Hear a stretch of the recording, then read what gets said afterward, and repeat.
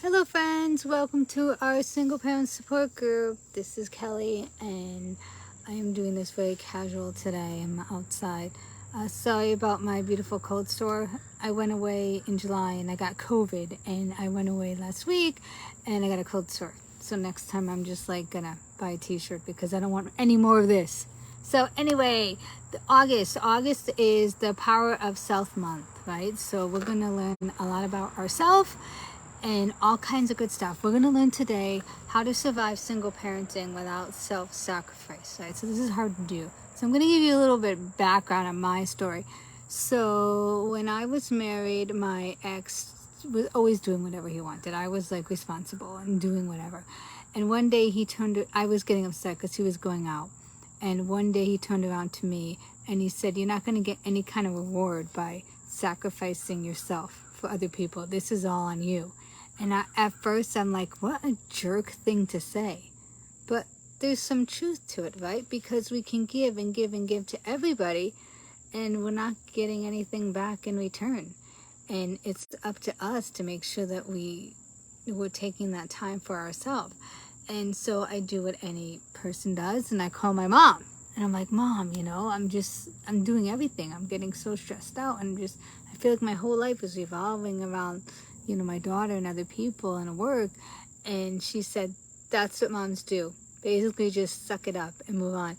And I feel, especially as single moms, that we're taught to play small and just go along and be compassionate and go with what everybody else needs and really not meet our needs. We just go in circles trying to help everybody else. And that just makes us, feeling exhausted and empty and depleted, and we get to the place where no one's helping me and why is this happening to me, but we're not stopping it. And after a while we just start to get angry. Sorry, there's some random loud bug. We just start to get angry and resentful about it, and then we turn to the space of, why is this happening to me? I know when I was going through it and I was in my doormat stage, I had gotten chronic fatigue. The doctor had put me on Prozac. They wanted me to go see a counselor. I had panic attacks. I was having all this stuff going on. I was having constant sinus infections, all this stuff. My body was trying to tell me to stop, but I was still doing it, right? So I learned what not to do. So now I'm going to give you some simple steps to survive. First, you have to take a step back. Take a step back and see where your life is right now. Okay? How are you living? Are you spending your time with the people you want to spend your time with? Are you doing stuff out of obligation so that people think well of you, doing those things you really don't want to, but you feel obligated to? That extra stuff that you volunteered for, that after you're mad that you said no.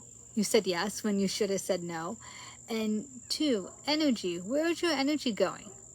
Are you running around in circles cleaning the house and nobody's helping? Are you doing all the laundry? Are you taking care of, the child 24/7 and just everything's on you all the time? Right? Where's your energy being spent? Are you spending a lot of energy at work? Are you not having enough energy or anything left at the end of the day for the kids? Money, where's your money going? You're spending it on things that, are really important to you? Were you helping other people when you should just be taking care of yourself?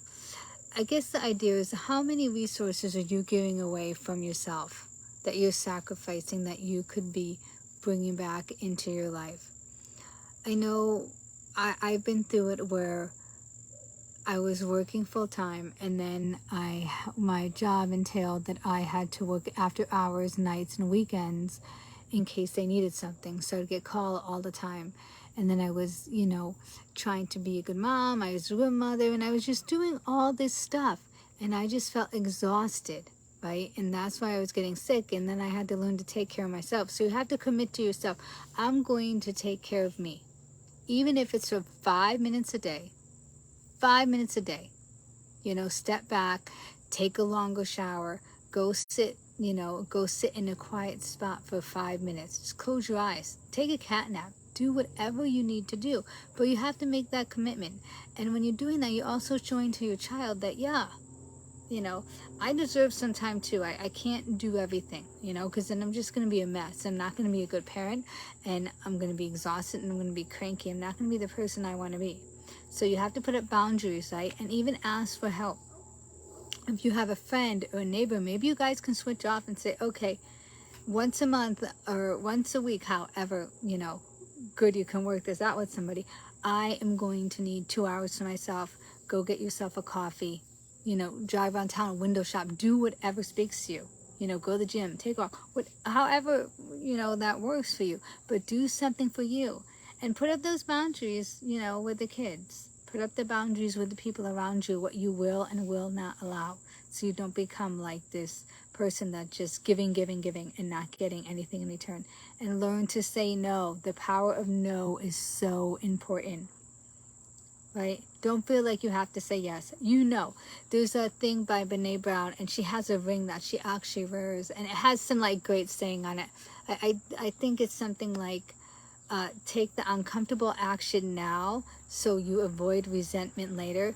So if someone says, in her book, she uses an example of cookies. Can you bake cookies for the class?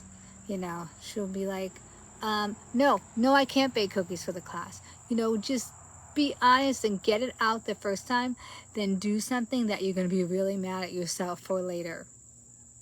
Saying no, and schedule time for yourself. Make it as important as your child's doctor's appointment. You're important too. Don't sacrifice everything for everybody else. Make yourself a priority. And people are going to say something, you know, if you say, hey, I need some time off and I just need a couple hours to myself. Well, you're a single parent. That's up on you. Whatever. It doesn't matter. No one has to agree with you. You just have to do this for yourself. No one gets a say. You get to make your own choices.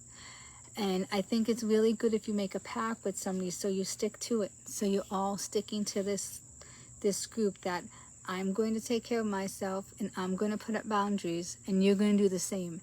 And you can help me and I can help you. When you're feeling like that uncomfortable, like you're drowning or you're about to make a bad decision, hey, you know, I need some backup. Have my back with this. It's always good to have a community. You want to put it in the group and say, okay, you know, I'm struggling with this. We will have your back. We can help you. Okay, I hope these tips helped you today. We're going to have a peace of mind challenge coming up September 7th and 8th. We did a poll, but I thought it would be easier when all the kids are back in school. So September 7th and 8th at 7 p.m. I'll set up an Eventbrite for that to make it easier. I hope this message spoke to you. And if there's a topic you want me to talk about next week, feel free to DM me or put it in the chat. That would be great. Have an awesome night. Thank you.